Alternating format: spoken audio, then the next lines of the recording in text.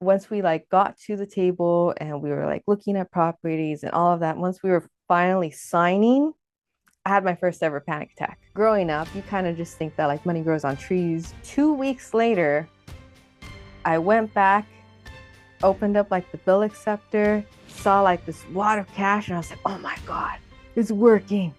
I didn't start off that way. Mhm. I started at nothing, zero. Hi, everyone. This is Jack Allwell with another money episode. Today, we have very special guest, Amy Allen with Under the Paycheck. Amy, welcome to the show. Hi, thank you so much for having me. I'm excited. The pleasure's all mine. Before we get into maybe some real estate, some of your business endeavors, maybe we'll talk some vending machines, furniture business. I do like to ask every guest, what was your relationship like with money growing up? Oh my God, just like jumping straight into it. Relationship with money growing up. I think what most people say is they didn't have any money growing up, and the conversation certainly does not change with me. Um, I have one parent who migrated from a different country, and one parent that was already here. And even though they worked like two jobs, never saw them. Was raised by my grandmother. We never had any money. It was always, I could always see like a struggle. I could always see them like stressing out about paying rent. You couldn't get like the good Oreos. You couldn't get like, do you remember? Oh my God, there was a shoe store called Payless. Yeah. I don't know. I don't think they're still around, but back in the Mhm. day, there was a shoe store called Payless because you had to go there because you couldn't get Converse or Vans. You had to go and get Payless shoes. So I had everything, right? You have a roof over your head, you have some like rice and beans to eat, but you knew, like I knew there was something missing. Like there was something that's like not connecting. And I knew that was like money, but I didn't quite understand how. Like, because you're little, right? Mhm. You're growing up, you kind of just think that like money grows on trees, but in a way it does, but in a way it doesn't. And I had to learn on, okay, I need to be able to grow and learn about money, but not in the way that my parents did because they worked really hard, Mhm. each with two jobs, but that wasn't working. So it's like, in a way, hard work isn't necessarily equating to a lot of money. Mhm. So my relationship is definitely one that you have to learn out of because what you're set with is go to school, work hard, go down this path, and that's like the only path that you're going to do, and that's what's going to make you stable. I tried it and that was the least stable I was ever in my financial like security of like, oh my God, how am I going to pay this? So you Mhm. have to learn out of that. And for me, that was really hard. For me, that was like scary in a way of like, wait a minute, I'm now supposed to even have like a high yield savings account. Wait, but I need this money. I can't just like save it. I can't just invest it. Or the stock market, everyone tells you to put some money aside, even if it's $20 a month. It's like, but that's risky. What if it drops? Or or when was it? The 2008, Mhm. everything goes crashing down. What if my $20 that disappeared?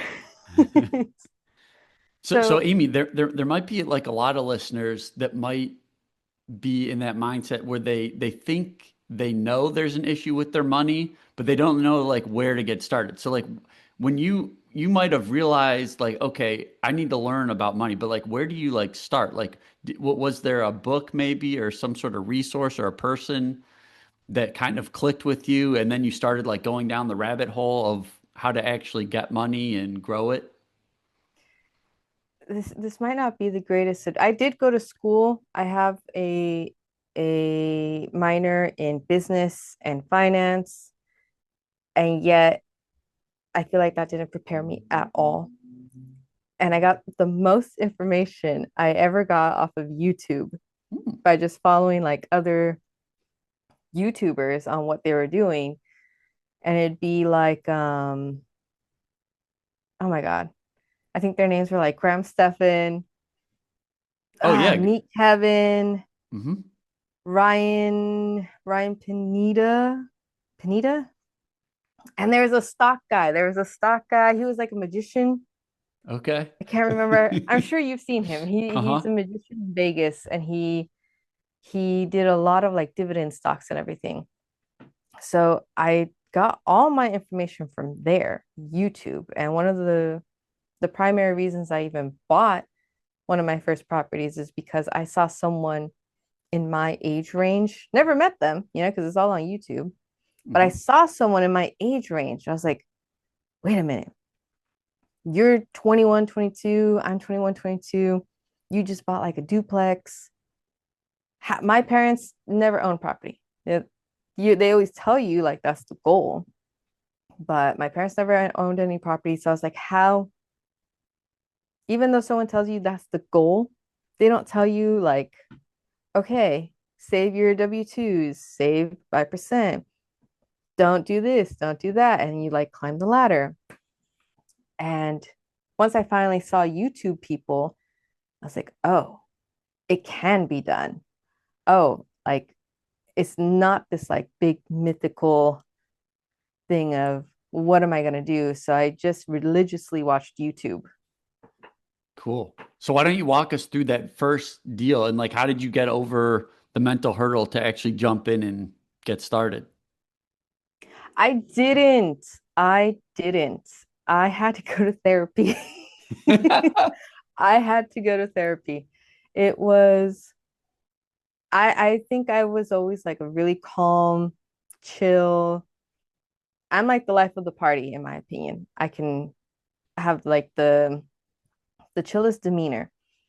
But when it came to finally having like that 2 year work experience, working hard, having side jobs, I saved enough, which I think at the time was like $10,000 for like the down payment, the closing costs, the escrow fees, $10,000. And to me, that was a lot because at the time I was probably making, I don't know, like 30K. So it was like, oh my God, like I'm about to spend what felt like half my paycheck for like the whole year. Mhm. And once we once we like got to the table and we were like looking at properties and all of that, once we were finally signing, I had my first ever panic attack. Ah, And I was okay. like, I'm dying. I'm having a heart at 20. What was I? I was like 22. I was like, this is it. I'm not going to make it. And I actually went to the hospital. Oh, I literally thought like this is it. There is no heart problems in the family, thank goodness. But I was like, I'm the rare one. And at the emergency room, they're like, oh no, you just had a panic attack. And I was like, what? Like I've never had one, but like, what are you talking? I'm not anxious. Like, what do you mean? And they're like, oh, are there any stressors in your life? And blah, blah. I was like, no, I'm just trying to buy a house. They're like, well, that could be very stressful. I was like, nah, nah. And in therapy, I learned that one of like the big three stressors that people have in their lives is like divorce, buying a property, and death, like a death, like okay. a family member or something. So I was like, oh, okay. I could see why maybe it's a little stressful, but I went with it anyways. I just took a bunch of anxiety medications, which I don't recommend to anyone. I'm sure there's like better coping mechanisms. But for me, I didn't really get over it. I just kind of went through it. I went, oh, well, I have to do this. It's sooner or later, I'm going to think myself. I kept trying to think of like, what would 30-year-old Amy be? Do this for her. Don't do this for yourself. because no one around me was doing it. So I was like, I'm the crazy one. Like, this isn't gonna work. So I couldn't necessarily get over all of like the fear. I just rammed through it. Is that the best? Probably not. Wasn't the funnest, but it did get the job done. And I think sometimes that's what you just have to do. You just have to push through, even if Yeah, you don't yeah. want to. Got to face those fears. So how did that? So you were only 22 at the time. Yeah, offer Wow. went in like at 22, and I think like after like moved in and everything, like maybe like 23. Okay. And can you kind of describe that property? Like what drew you to it? What made you think like, in 30 years, your future Amy self was going to thank you for buying this? This is gonna sound like a millennial. I think I am a millennial. I think I'm at the cusp of Gen Z and millennial. Um, I have a dog. Okay. I have a dog, and I couldn't afford a house, like anything in that price point. The condo was purchased for 250,000, and I was approved for a little bit more, but I personally felt like I couldn't justify like that higher payment, and I was like, no, I can do like 250. So that was the only thing I was looking for, and even back then, because now we're looking back like 8 years. Back then, 250 was still hard to find. You could find it, but it was still hard to find. And it was more like one property every 2 weeks would pop up in that price point. And it wasn't a house, and it was a condo. And even though I really didn't want a condo, because HOA and everybody tells you just, oh, the dream is a house. I was like, Mhm. I can't afford it. So either I enter the dream by the side door or I don't enter the dream at all. And it was cheap and it had a large enough patio for my dog. It Okay. had like the tiniest little outside section that I could look at and be like, I could put grass here. I could put something for him. He'll be happy. It's like he's a little Shih Tzu. You could Okay. put him in your pocket. And I was like, good enough. He has a yard. Numbers and everything. It was just, is it cheap enough? Can I rent this out in like my worst case scenario? Can my dog be happy? And will I be happy? Mhm. That wasn't there wasn't too I feel like that wasn't too many boxes. Can you afford it? Mhm. Will my dog be happy? And can I live there? Mhm. Does it have Cool. walls? Cool. I mean, one thing that stands out from the bit I've talked to you is you have tried a lot of different like avenues, different streams of income. So like like after you got that condo, like where did you kind of gravitate to? What did you try out next? See, I went to school to become a paralegal. So I was working at the courthouse for many, many years, but I kept having to supplement that income because the courthouse was the one paying 30K a year. Mhm. And you would think like, oh, you work like at a courthouse. It's so prestigious. Yeah. At least I felt prestigious, like going in on it. I was like 18, going like, wow, amazing. But it wasn't enough to pay for everything. So I always had to get some sort of side or like a small business or some sort of life hack type of ordeal. So after getting the condo, I finally had like a little one car garage. So I was like, I could like do something. I could try to build something. You hear all the best stories, like computers started off of Yeah. Apple Garage. started out of a garage, Disney started out of a garage. I was like, great, I got a garage. This is where we're gonna like launch off from. And once again on YouTube, this guy named Jaime Ibanez, I might be butchering his name, I'm so sorry. He started posting vending machines. I believe he's out of Texas, Okay. and he was just starting to grow his vending machine business. And I was like, wait a minute, you can own a vending machine? You can like, this is why I love YouTube, because you could see all Hmm. these like little niches that you never even think about of like, wait a minute, I could do that. I could, or I could fly there for how much, or you know. And I saw that he placed his vending machines in some like offices and stuff. He went to Costco, grabbed chips, drinks, placed them in, and that was it. He was making money from his home. Like while he was away, he was making $1 here, $1 there, $1 the next day. And I was like, that is fascinating.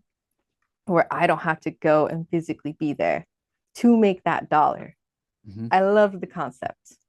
Because everywhere else, you're working, you have a job. In order to make that dollar, you have to be there.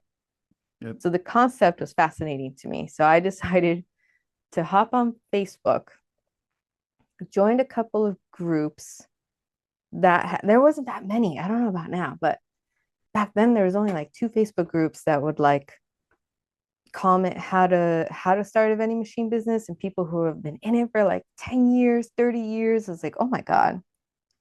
And then you even look at like the history of vending machines when they used to have like cigarettes. Okay. I was Yeah. like, this Yeah. has been right. Like, this has been a really long time. And it's just now clicking in my head. So I found someone on Facebook who was selling used vending machines because a new one you can look at like $5,000 easily for Uh-huh. one machine. And I was like, ugh, I just bought a condo. I feel like I'm barely making ends meet. Huh. I don't want to necessarily drop $5,000 on a machine that if it breaks, I have no idea how to like fix it. Because I'm just Googling here, I'm YouTubing, I'm Facebooking, I'm trying to figure out like how do you get into this?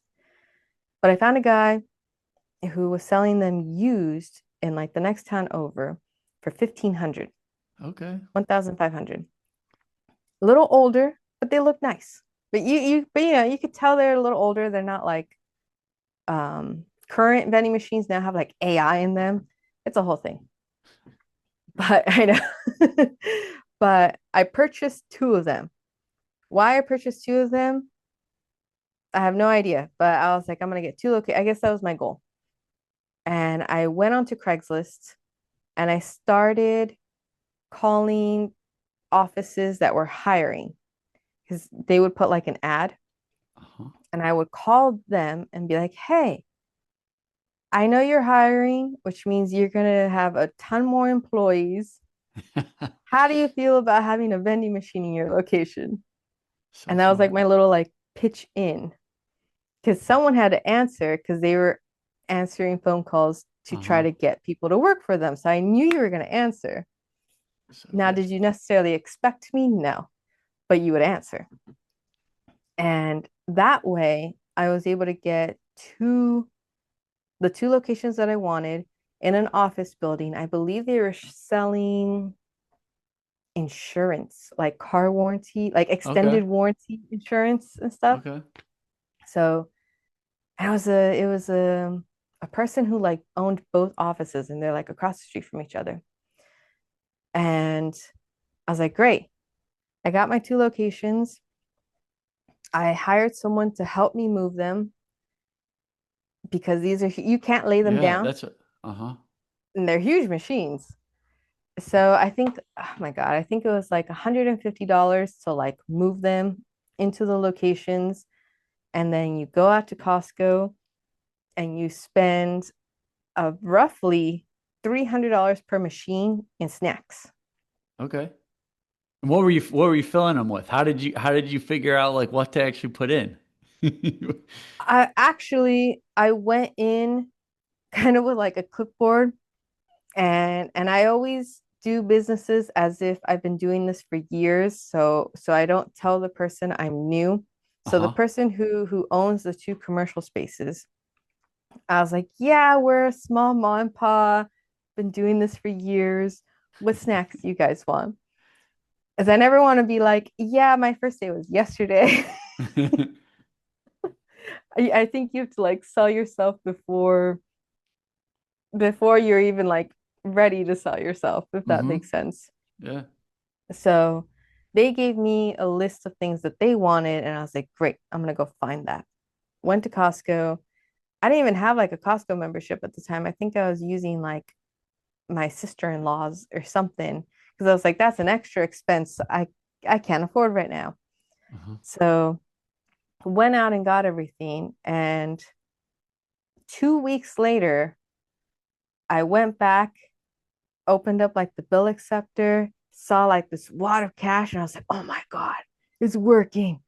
But I like felt like I had to like hide it away, like Uh-huh. like it was illegal somehow.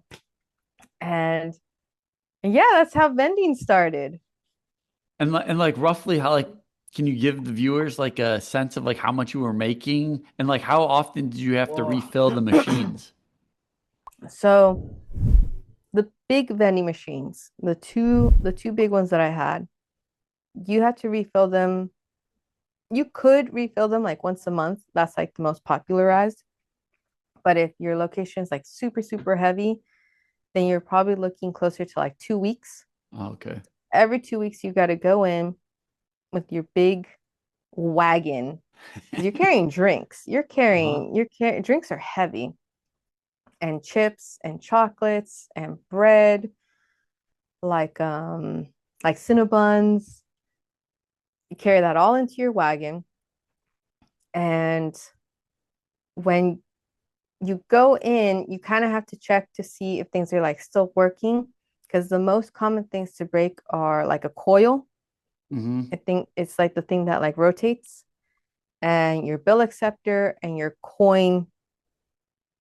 I don't think it's called a coin acceptor, your coin distribution system to get Uh-huh. like your change and stuff. Um, at the time, I believe they were making about $200 a month each. Okay.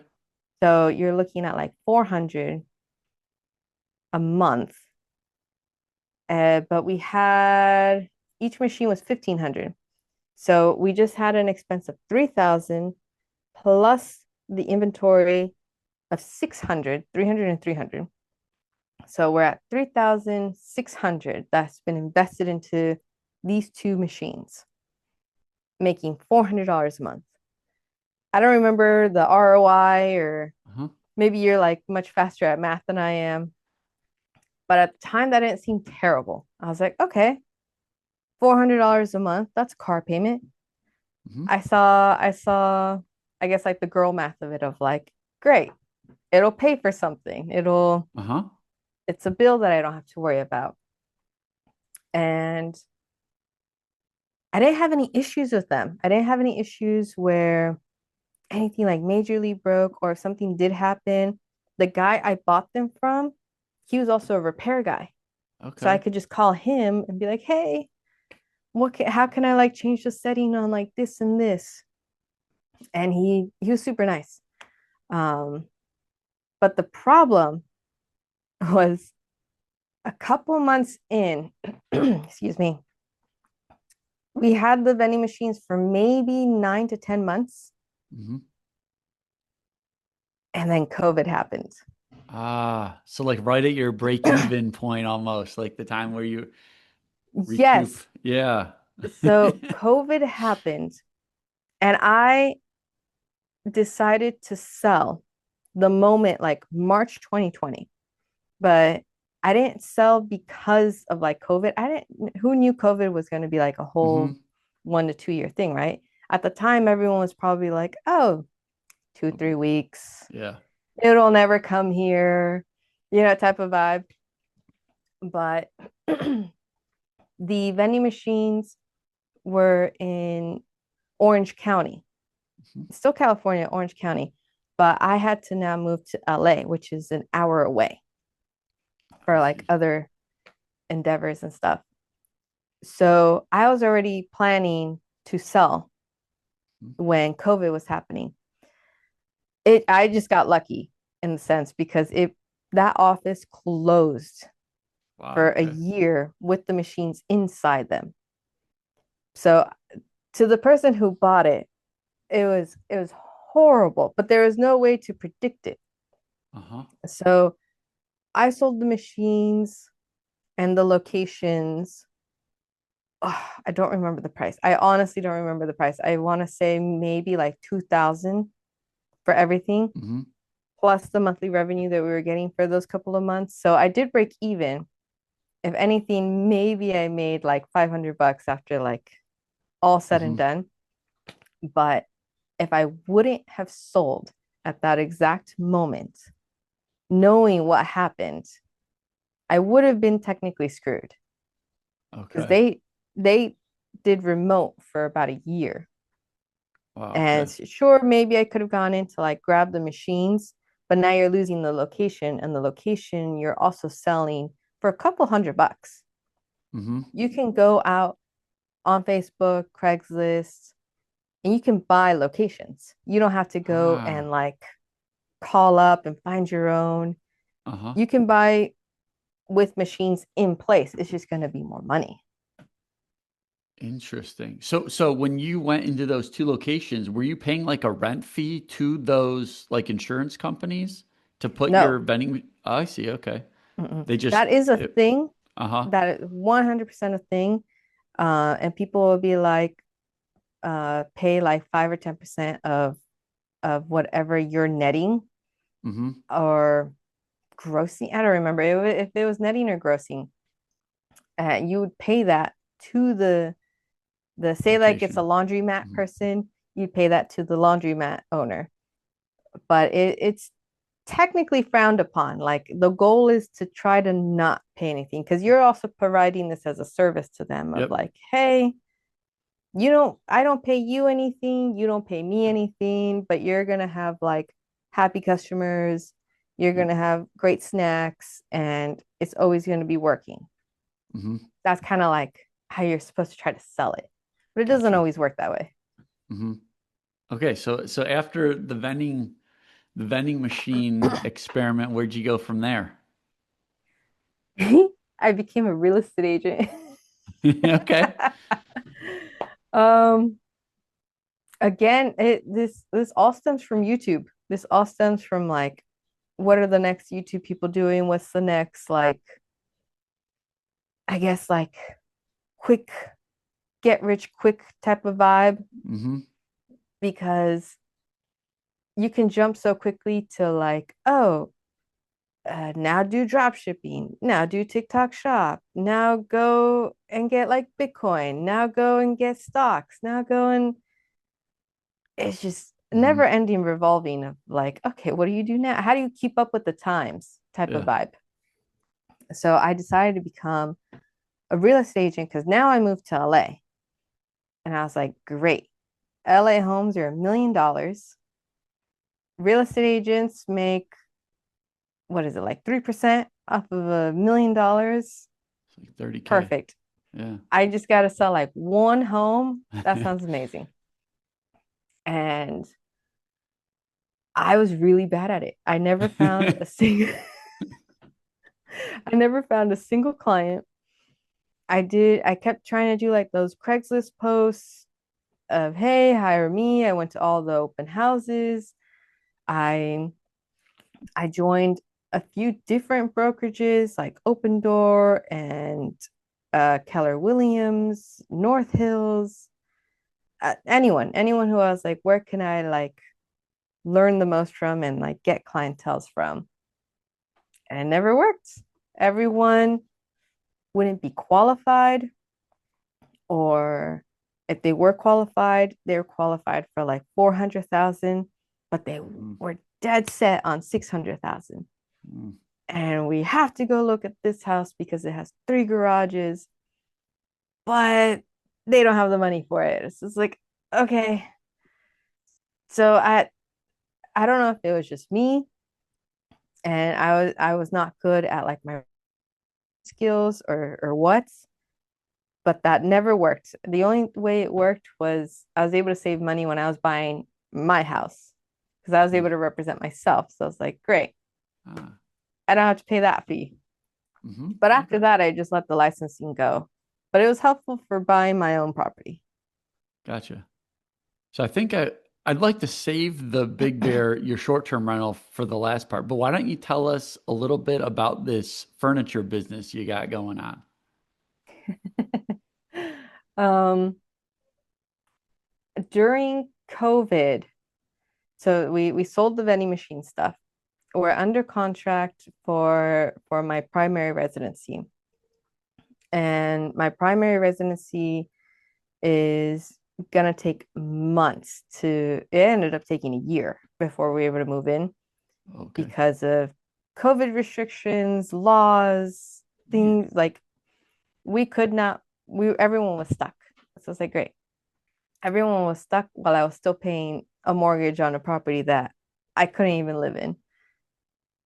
So I was like, how can I make more money? The whole trend to this is like, great, I need even more money, and it just never ends.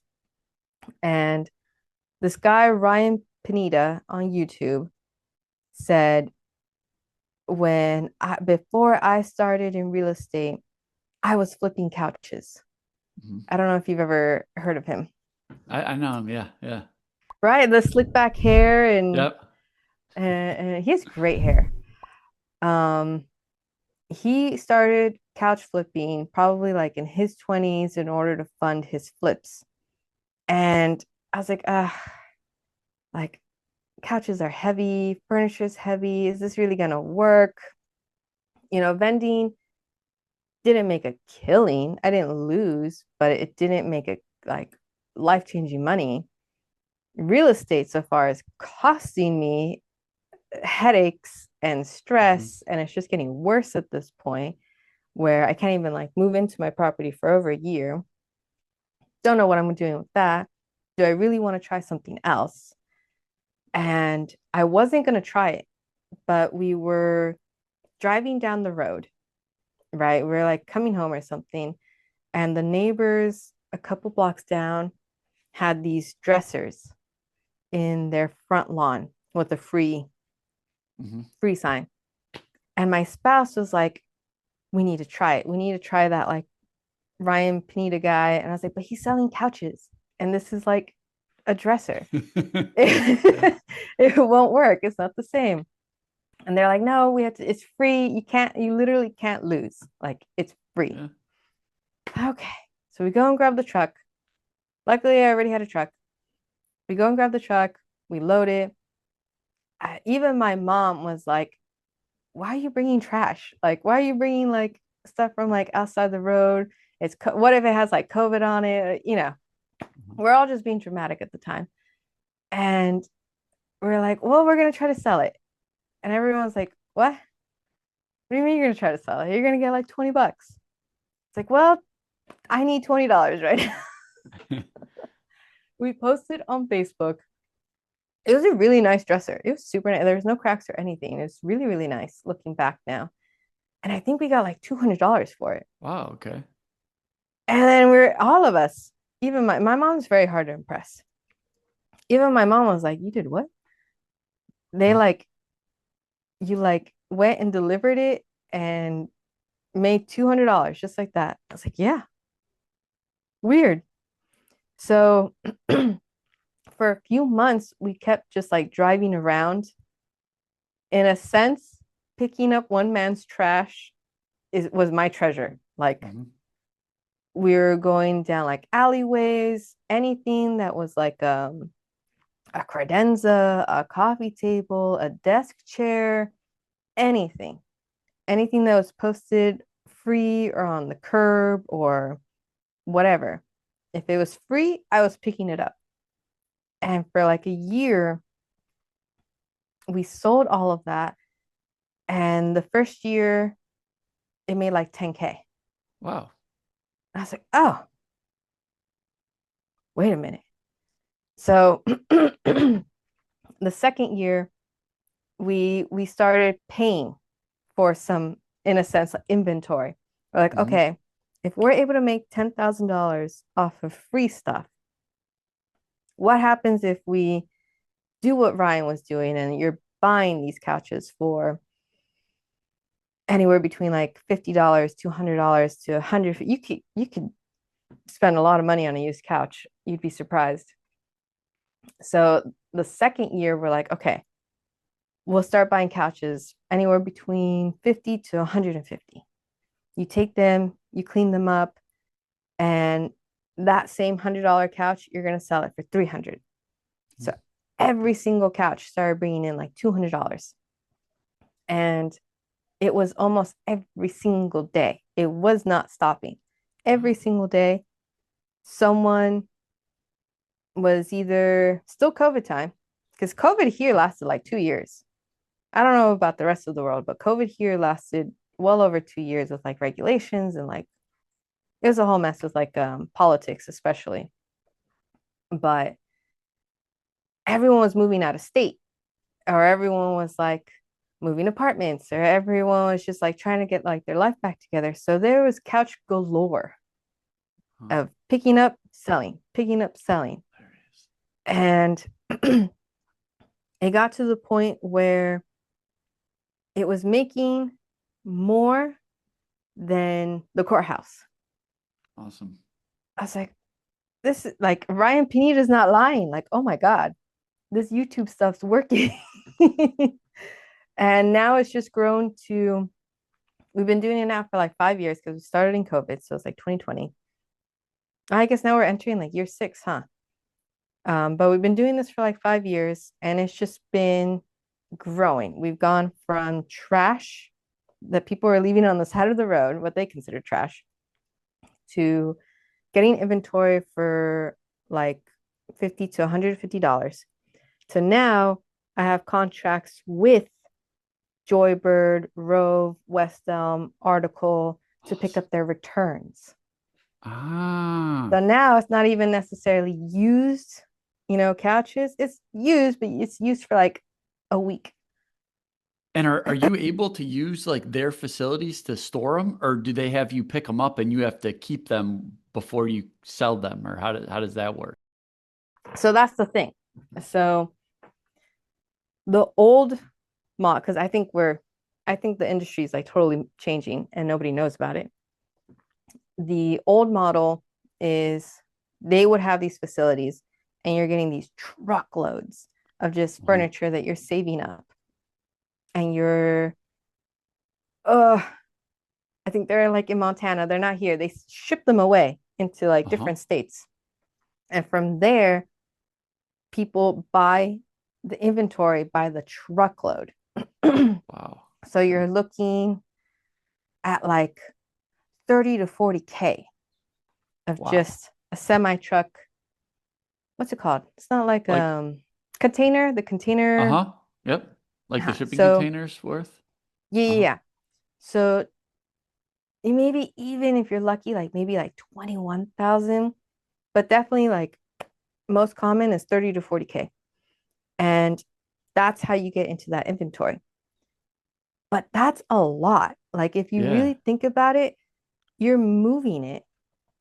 You're having to drop 30 to 40K for someone else to hold that inventory. And you have to have the warehouse, you have to have the space, you have to have the people. Because I've seen even unloading one of those trucks takes like 10 hours. Even Wow. if you were to take like the pallet jacks and everything and unload, it's forever. And remember, everything's heavy. This is Uh-huh. like Yeah. it's like solid furniture. So what they've been doing now, and I think it's a great idea. I think it's going to be what is going to be more popular, and it's the only way that I've been able to get these contracts is instead of collecting all this furniture, like West Elm, Joybird, Restoration Hardware, instead of them collecting it, combining it, and shipping it off, you, your individual ma and pa, goes to the customer's house, Uh-huh. picks it up, and you take it to your own warehouse. Okay. So now you're saving, let's say, let's say West Elm. Have you heard Mhm. of what Yeah. brand are you Yep. familiar with? Yeah. I know West Elm. Okay. So let's say West Elm says, okay, you Ma and Pa company that is right there in LA. I have Uh-huh. a return in LA that they no longer want the couch. Ah, So I'm going to buy that invoice. I'm going to take that couch. It's still costing me money. It's still mhm. costing me a lot more than the used $100 one. Uh, But I'm going to buy it anywhere between, say, like 20 to 30% of the MSRP. okay. So I'm still purchasing it. It's still a good chunk of money because these couches are anywhere between like 2 to 3 thousand brand Okay. new, which is wow for a couch, 2 to 3 thousand, and that's kind of cheap. You Uh-huh. can easily get to like 7 to 8 thousand on a couch. So you're buying it for anywhere, say like 6 to 700. Hmm. You buy that couch and now it's yours. You decide how much you're going to sell it for. You're going to transport it. It is now your job to make West Elm's life a little bit easier. But they also save so much in all of that transporting, all of that work. Even just transporting, I think could take like over a month. While me, the mom and pop people, you're done in a day. Wow. Great, done. Now, how much they make on those returns, like West Elm themselves, honestly, I'm not quite sure yet. Because the furniture business, it doesn't cost anywhere near 2 to 3K to Hmm. like make that couch, especially because everything's like overseas and such. But I haven't been able to figure out that math yet on that bigger scale. And once you go to the person that's returning the couch, so you hire like a crew to like transport it, and like where are you storing it? Are you storing it at your house or where are you storing it? I don't have a crew. It's just me. Wow. It's Okay. me and my. Now, I'm so small in that scale. Everyone else that I know in LA that is like doing this that I've seen on like Facebook and stuff, and I go, wait a minute, I know how you got that couch. And like, because I could see the couch. Uh-huh. So then I'll message them and I'll be like, you have a contract with West Elm, don't you? And and Uh-huh. that's how I try to make friends. They do it the proper way. They have the warehouses, they have the box trucks, they have like 2 employees. They go and pick it up, they store it, they stage it, they take the photos, and then you sell it. Wow. It's not hard. Me, I don't know if it's like I'm bad at business, but I'm still at the stage where I have time Hmm. and I want to save as much money as like Sure. I can. I don't want to pay an employee. I want that money. Yep. I don't want to pay a warehouse. I want that money. And it's probably the wrong mindset. I probably need to expand. And it's probably like in a direction that I should, but I'm deciding to go in a different direction. So currently it's just me and my spouse. Sometimes a friend comes and helps me and I pay them back with like coffee or like we Uh-huh. go golfing or something. And I store them in my garage or I have a storage like a public storage like Okay. right public storage that's Yep. the thing. Yep. It's $450 a month while a warehouse easy easy, especially remember I'm in LA, $5,000. Wow. And like how long would you say like a returned couch typically sits before you get the before you can sell it again? Like how quick is the turnover? My worst sitting ones are about a month. Okay. Typically within the week it'll sell. Wow. But Okay. that also grants me because I don't have that warehouse space, because I don't have employees, because I don't have all this overhead, I can keep dropping the price. Hmm. I can keep going, oh, okay. It's not selling at 800. Okay, 700. Oh, you're gonna offer me 650 from my original price of like 800 bucks? Okay, let's do it. And Yep. for me, it's that turnover of Hmm.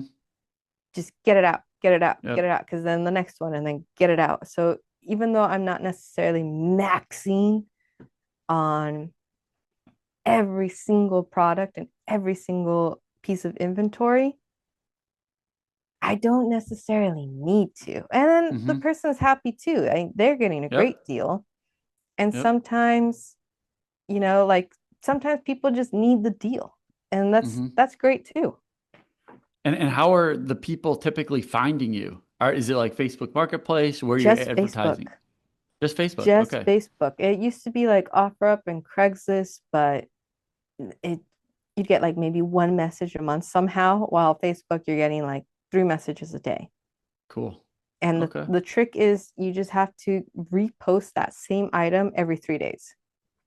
Okay. Every 3 days. So if like it's this one couch, Uh-huh. if it's already been listed for 3 days, you can't just renew it. You have to totally delete it, Uh-huh. scratch it as if it never existed, and re-upload it as a brand new. Hey, this couch is for sale, Okay. just listed. Okay. Maybe with Cool. like $50 of a difference. You have to constantly play with the price and go from there. And how did you, now that I'm thinking about it, how did you originally get those like relationships with like West Elm and like to finagle or like to set up those deals to actually pick up the returned items? That is a crazy, it sounds scammy because I thought it was a scam. Remember, I'm just picking up used furniture from people's homes. And if I don't want to get bigger with like warehouses and stuff like that, this is the only way I could do it. I didn't know about individual returns. I got a message on Facebook from a guy, totally random guy. Never met him before in my life. He sends me a message and he goes, "Hey, I am currently working with, I don't know if I should be in like too much detail. I'm currently working with such and such. Hmm. We are looking for people in LA that can help us with individual returns." Hmm. And I was like, what? Like, yeah, I've never heard of this. And he wants me to go pick up these returns. And in a sense, he's solving an inventory problem for me, but I still have to like pay you. I was like, wait a minute, like, hold on, hold on. So I chat GPT'd him. We hopped on a call. I was on Google. I was looking up like his business. I was like, let me make sure. And he sends me over a contract, and he expected me to sign it like 2 minutes after like he sent it to me. And I was like, no, I'm sorry. I'm a paralegal. I have to like read every line by line by line. I'll get back to you in a few days. And I'm reading the contract. I was like, okay, what is my worst case scenario? Like, am I stuck in something? Am I locked in? If I sign up for this, I like have to go pick up 10, 20 things, even if I don't want to? No, the contract all read. I could go if I don't want that piece of inventory, I don't have to go get it. Someone else Okay. can go get it.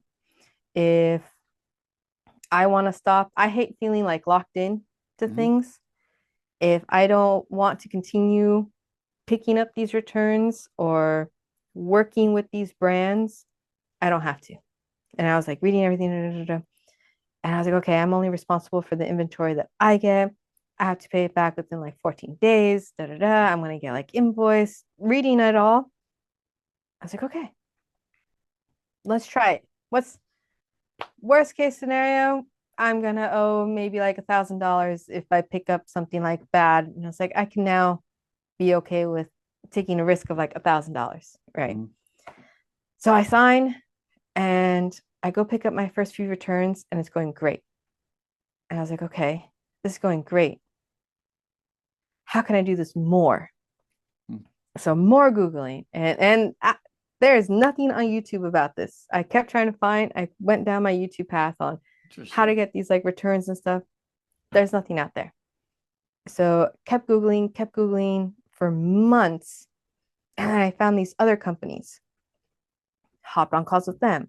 And that's how I learned there are three main, like, big honchos that handle all the returns for Interesting. everyone, all in the furniture business, not like Amazon or Hmm. like Walmart or none of that. Furniture business. And I was like, what? Like, it's like the doors open, and I was like, you found the holy grail. You found the top three people, and you learn. I hopped on the call with them, and it all made sense. I was like, oh my God. Because you don't think when you purchase something, you don't think about what happens if I return it. Yeah. You don't think like, where does that go? Oh, it goes. Hmm. It goes to different states, and they were showing me like their platforms and like the programs they use, and it was amazing. It's huge, and there's a lot of money to be made, and there's a lot of money that goes into furniture that just nobody's ever gonna know Wow. unless you're in it. I mean, So if someone needs an idea, maybe they need to start a YouTube channel on this. seriously, so after all those meetings, I got contracts from them, and they were Awesome. like, "Oh, we need more people in LA." I was like, "Yes, yes, you do. Hand it over." Awesome. Man. Okay, that is super interesting. I mean, I know we're coming up on the hour. I did want to just briefly touch on your Big Bear property. I know you've kind of been working on this. Can you explain a little bit about this deal, this potential deal? Okay, so we oh my God, it's like 100 lives, right? You go from vending machines to real estate to furniture to now the next thing I want to try is Airbnb, because even though real estate has been a headache, I love my properties. I love where I live. I love that I get to say this is mine. At the end of the day, seeing like property taxes in my eyes and like the not the greatest returns. I think like the condo is probably making like maybe like $200 a month, but Okay. that goes straight to one repair, you know? Hmm. So in a sense, real estate isn't making a killing currently. On paper, it looks nice. It looks great. It's doing amazing. But in my pockets right now, it's not doing great. So I want to try to turn real estate into a little bit more of a cash grab. Hmm. I want I want to be able to see it. I want to be able to feel it in my pockets. Whether or not that'll work, I don't know, but I gotta try. Hmm. With the condo and the house, those are long term. I'm not gonna see the money for 20, 30 years, probably when I retire, which is great. Everyone needs to retire. But with Airbnb, I've been looking at that of like, okay, where else should I invest? And you have your top three currently. You have, well, I guess like four now. You have house, well, real estate, stocks, crypto. And I think now everyone's jumping on like gold and silver Okay. at this very moment, at the time of this recording. Uh-huh. And they're not sexy answers. You got four things that are like the smart things to do with your money. And it's the same old things that you've been having to do for hundreds of years. Stocks, real estate. Oh, well, I guess crypto's new, huh? But so it's like, okay, if I just have these four options, I don't necessarily want to be holding like gold bars in my house. One, safety concerns. Two, I'm totally gonna lose it. I'm gonna like hide it behind a floorboard and someone else is gonna find it. Three, the stock market's nice, but the stock market is two buttons. And is it great? Do you have to do it? Yes, but it's two buttons. It doesn't feel sexy. It doesn't Mhm. feel like I'm doing something, like it's Yeah. changing my life. So real estate, I like it because you could touch it, you can design it, you can walk into it, you can stand there and look around and go, I did that. You breathe the air in like your own house. And sometimes it's musty, sometimes it feels clear. So I don't necessarily have the experience for Airbnb, but the idea is to create it into a mid-century modern health stay. So saunas, cold plunges, red light therapy, probably toss in a vending machine in there. There you go. I feel like that would be cool. And whether or not it'll make a killing, I'm not sure.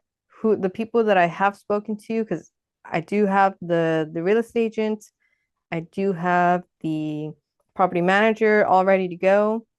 I'm doing the taxes for it now. And the next step would be finding the property. Again, it's small.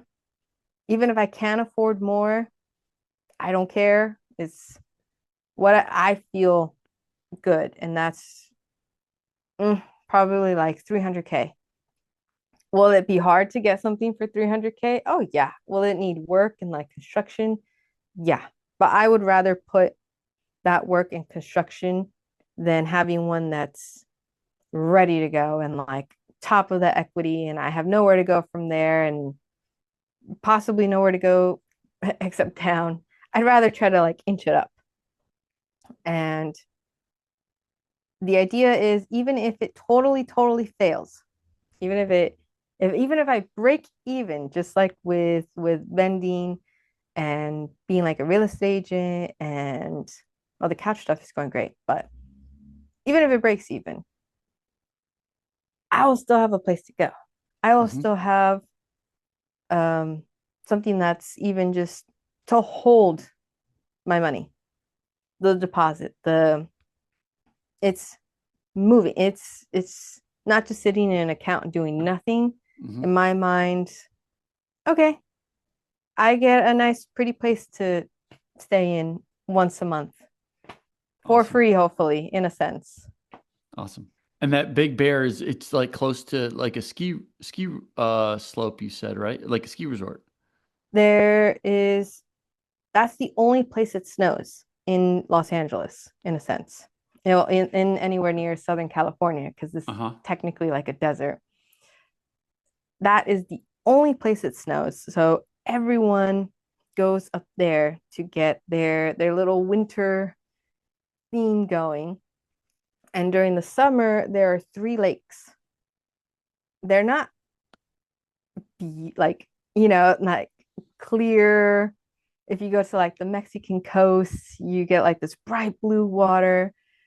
It's nothing like that, but there's three lakes, there's parks, there's a whole little community up there, and the real estate is still something a lot cheaper than it is an hour and a half down where LA is at like 2 million now.